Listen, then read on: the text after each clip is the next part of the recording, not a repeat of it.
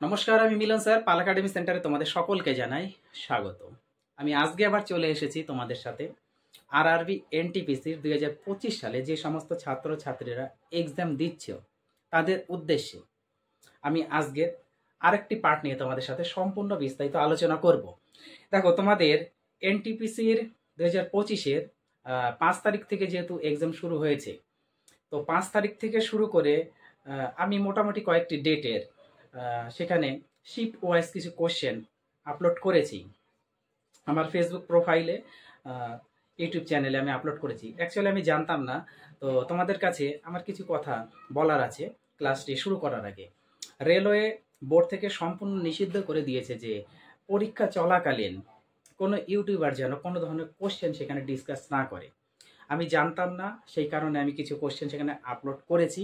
তবে এখন থেকে আমি কোনো ডেট এবং কোনো শিফট তোমাদের মেনশন করতে পারছি না, কারণ আমার উপর কোনো অ্যাকশন আসতে পারে কিংবা আমার চ্যানেলটা বন্ধ হয়ে যেতে পারে। এই কারণে আমি কোনো ধরনের শিফট আলোচনা করতে পারছি না এবং কোনো ডেট সেখানে আমি মেনশন করতে পারছি না। তবে তোমরা কন্টিনিউ আমার ক্লাসগুলি দেখতে থাকো। আশা করি যারা এখনো এক্সাম দাওনি তাদের পরবর্তীতে এই ক্লাসগুলো অনেক কাজে লাগবে। তাহলে চলো সময় নষ্ট না করে সরাসরি এবার আমরা চলে আসি প্রথম কোশ্চেনে। দেখো, প্রথম কোশ্চেনটা কি বলেছে, জৈব অর্থনীতিতে আজীবন সম্মান পুরস্কার কে পেয়েছেন? জৈব অর্থনীতিতে আজীবন, বলছে আজীবন সম্মান পুরস্কার কে পেয়েছেন? সঠিক অ্যান্সার হচ্ছে তোমাদের প্রমোদ চৌধুরী। প্রমোদ চৌধুরী। ক্লিয়ার? তারপরে কোশ্চেন, ভারতীয় সংবিধানের মানব পাচার নিষিদ্ধ রাখা হয়েছে। ভারতীয় সংবিধানের অ্যাকচুয়ালি কত নম্বর ধারাতে বা কত অনুচ্ছেদে এই যে মানুষ পাচার, এই মানুষ পাচারটা নিষিদ্ধ রাখা হয়েছে? সেটি হচ্ছে সংবিধানের 23 নম্বর ধারাতে বা 23 নম্বর অনুচ্ছেদে। ওকে, তারপরে কোশ্চেন দেখো, বলছে কোন গুহায় ভগবান বিষ্ণুর শুয়ে থাকা মূর্তি অবস্থিত? কোন গুহাতে ভগবান বিষ্ণুর শুয়ে থাকা মূর্তি অবস্থিত? সেটা হচ্ছে উন্ডাবল্লী গুহা।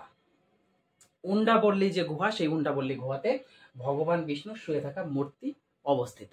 তারপরে কোশ্চেন দেখো কি বলেছে, কোন অনুচ্ছেদে যে কোনো ধর্মের সম্প্রদায় অন্তর্ভুক্ত হতে পারে?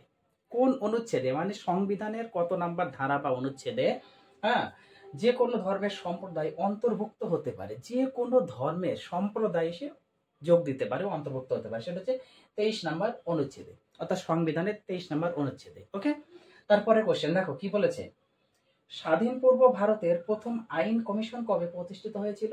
স্বাধীন পূর্ব ভারতের প্রথম আইন কমিশন কবে প্রতিষ্ঠিত হয়েছিল? 1834 সালে। সঠিক অ্যান্সার হচ্ছে 1834 সালে। তারপরে কোশ্চেন, মুখারি রাজবংশের প্রতিষ্ঠাতা কে ছিলেন? মুখারি রাজবংশের প্রতিষ্ঠাতা কে ছিলেন? সঠিক অ্যান্সার হচ্ছে ঈশা বর্মন। ওকে, তারপরে কোশ্চেন দেখো, তখত ই বাহি বৌদ্ধ বিহার কোন দেশে অবস্থিত? তখত ই বাহি বৌদ্ধ বিহার কোন দেশে অবস্থিত? সঠিক অ্যান্সার হচ্ছে পাকিস্তান।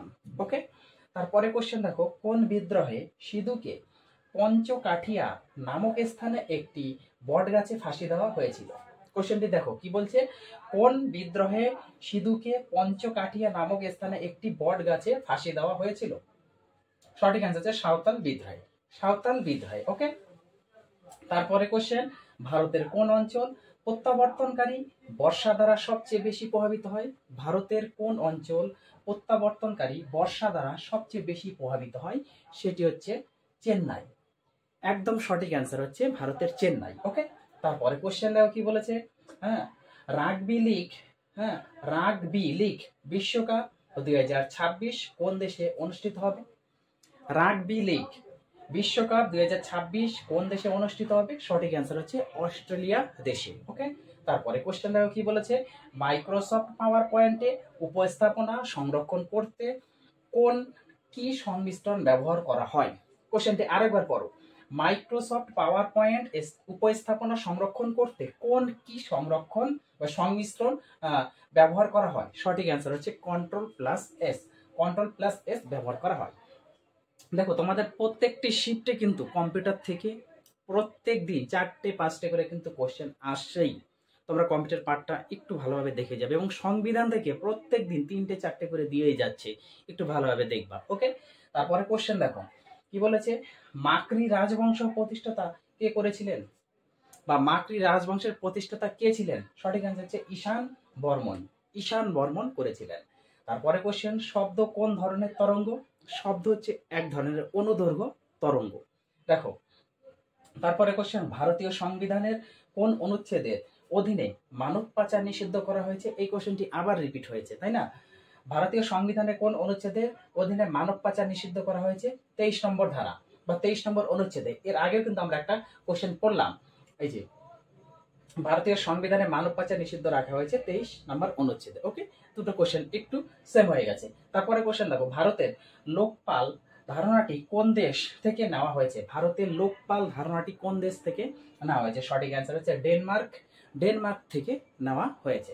তারপরে কোশ্চেন দেখো কি বলেছে, ওয়ার্ল্ড প্রেস ফ্রিডম ইন্ডেক্স 2025-এ ভারতে কততম স্থান? ওয়ার্ল্ড প্রেস ফ্রিডম ইন্ডেক্স 2025 সালে ভারতের স্থান কত? 152তম স্থান। 152। ওকে, তারপরে কোশ্চেন দেখো, অযোধ্যার শ্রীরাম জন্মভূমি মন্দিরের রামলালের মূর্তিটি কোন ভাস্কর দ্বারা উন্মোচিত হয়েছিল? অযোধ্যার শ্রীরাম জন্মভূমি মন্দিরের রামলালের মূর্তিটি কোন ভাস্কর দ্বারা উন্মোচিত হয়েছিল? সঠিক অ্যান্সার হচ্ছে অরুণ যোগীরাজ। অরুণ যোগীরাজ। তারপরে কোশ্চেন দেখো, 2025 সালের তথ্য অনুযায়ী যুব দক্ষতা উন্নয়ন প্রকল্পের আওতায় কতজন যুবককে প্রশিক্ষণ দেওয়া হয়েছে?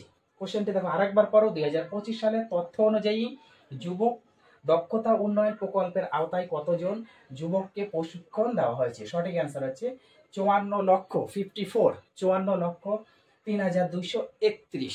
ওকে, 54,03,231 জন।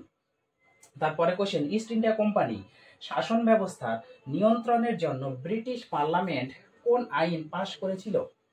ইস্ট ইন্ডিয়া কোম্পানি শাসন ব্যবস্থা নিয়ন্ত্রণের জন্য ব্রিটিশ পার্লামেন্ট কোন আইন পাশ করেছিল? সঠিক অ্যান্সার হচ্ছে রেগুলেটিং আইন বা রেগুলেটিং অ্যাক্ট। সালটা তোমরা একটু মনে রাখবা, 1773 সালে হয়েছিল। অর্থাৎ রেগুলেটিং আইন বা অ্যাক্ট কত সালে হয়েছিল? 1773 সালে। তাহলে এই ছিল তোমাদের আজকের যে ধরনের কোশ্চেনগুলো অ্যাকচুয়ালি আসতে চলেছে, সেই কোশ্চেনগুলো আমি আলোচনা করলাম। দেখো তোমাদের আমি শুরুতেও বললাম এবং লাস্টেও কথাটা বলি, আমি এখন থেকে ডেট এবং শিফট মেনশন করতে পারছি না। তোমরা দয়া করে কন্টিনিউ ক্লাসগুলি দেখতে থাকো। এই কোশ্চেন থেকে তোমরা কমন কিছু না কিছু কোশ্চেন 100% পাবে। ওকে, কারণ রেলওয়ে বোর্ড সম্পূর্ণভাবে একদম নোটিশ জারি করে দিয়েছে, কেউ যেন কোনো ধরনের কোশ্চেন বা কোনো ইউটিউবার যেন কোনো ধরনের কোশ্চেন পরীক্ষা চলাকালীন ডিসকাস বা আলোচনা না করে। সেহেতু আমি এইভাবে করতে পারছি না, আমি সঠিক ডেট এবং সঠিক শিফট মেনশন করতে পারছি না। এই কারণে, কারণ আমার উপর অ্যাকশন আসতে পারে, আমার চ্যানেল বন্ধ হয়ে যেতে পারে। তো তোমরা দয়া করে আমার ক্লাসগুলি কন্টিনিউ দেখতে থাকো, আমি আপডেট দিতে থাকবো যে ধরনের কোশ্চেন বা যে ক্যাটাগরি কোশ্চেন অ্যাকচুয়ালি আসতে চলেছে, তোমরা একটু ফলো করতে থাকো। আমার এনটিপিসির আলাদা ধরনের ইউটিউবে প্লেলিস্ট দেওয়া আছে, প্লেলিস্ট থেকে তোমরা একটু ফলো করতে থাকো। ওকে, তাহলে ক্লাসগুলি তোমরা একটু কমপ্লিট করো, আমি কন্টিনিউ তোমাদের পার্ট 1, পার্ট 2, পার্ট 3 এইভাবে আপলোড করতে থাকবো। তাহলে আজকের মতো এখানে শেষ করছি, আবার দেখা হচ্ছে তোমাদের সাথে পরবর্তী পার্ট নিয়ে।